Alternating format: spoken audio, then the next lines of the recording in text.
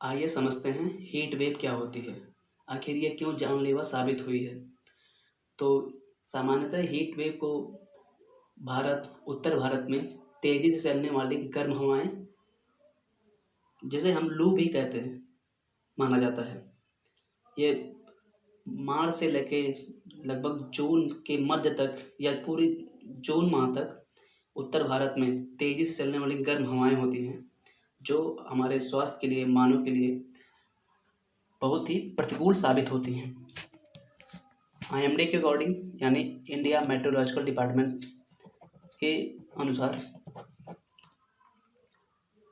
यदि किसी क्षेत्र में, या यूँ कहें कि मैदानी क्षेत्र में टेम्परेचर जो होता है 40 डिग्री सेल्सियस से अधिक हो जाए और पहाड़ी क्षेत्रों में टेम्परेचर 30 डिग्री सेल्सियस से अधिक हो जाए, तो ऐसी स्थिति में हीट वेव माना जाता है।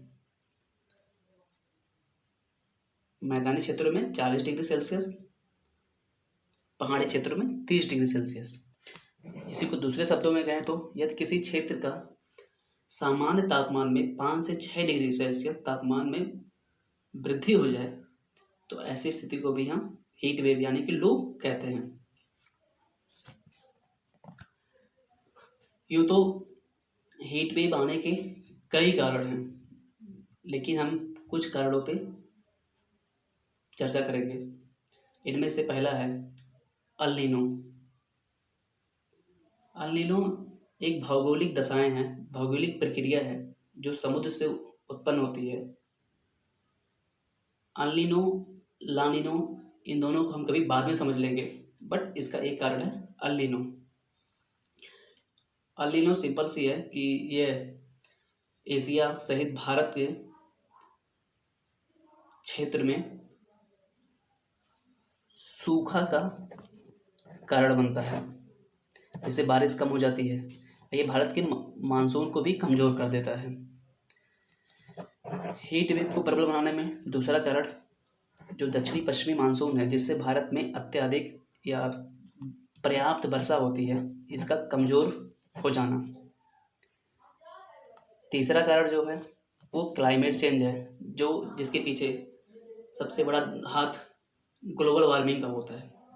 ग्लोबल वार्मिंग कैसे होता है? जो हमारे ग्रीन हाउस गैसेस हैं, जैसे chlorofluorocarbons, carbon dioxide, monoxide, sulphur dioxide, इनके कारण ग्लोबल वार्मिंग होता है, जिसका योगदान क्लाइमेट चेंज में होता है।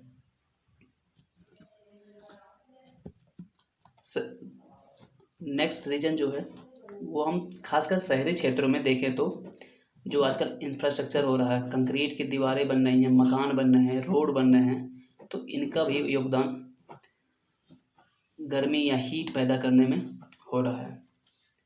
यदि हम इसके इम्पैक्ट के बारे में बात करें कि हीट वेव के क्या क्या परिणाम हो सकते हैं, किन किन किन लोगों पर इसका इम्पैक्ट बहुत ज़्यादा पड़ेगा, तो सबसे प्रमुख या सबसे कहें कि हानिकारक प्रभाव मानव के स्वास्थ्य पे पड़ता है, जिसके कारण हम देखते होंगे कि जब अत्यधिक गर्मी होती है या तेज़ी से लू जब चलती है, तो हमें थकान, कमज़ोरी, निराशा, बेहोशी, यहाँ तक कि मृत्यु की भी संभावनाएं बढ़ जाती हैं।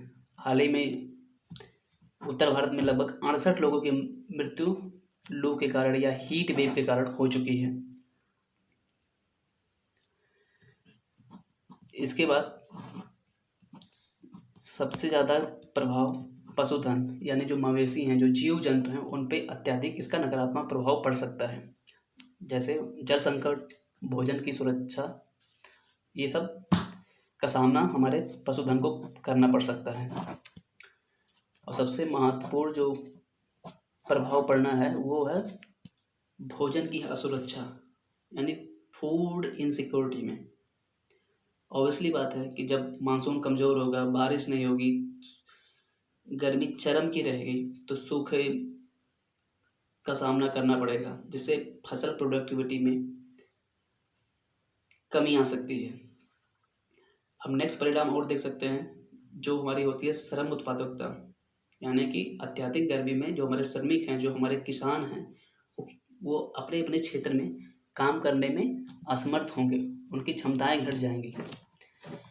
इसी को हम आईएलओ की एक रिपोर्ट के अनुसार समझेंगे कि 2030 तक कृषि और विनिर्माण क्षेत्र में लगभग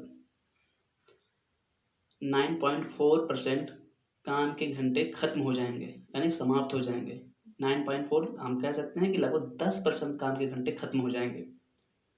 तो इसका हमारी इकोनॉमी पे भी बहुत व्यापक असर पड़ेगा। तो ये कुछ इसके परिणाम रहे जिन पे इसका इम्पैक्ट पड़ता था। अब हम इस अपनी इस चर्चा को यहीं पर बंद करेंगे और वीडियो को आप लोग लाइक कीजिए, सब्सक्राइब कीजिए और शेयर कीजिए। Thank you.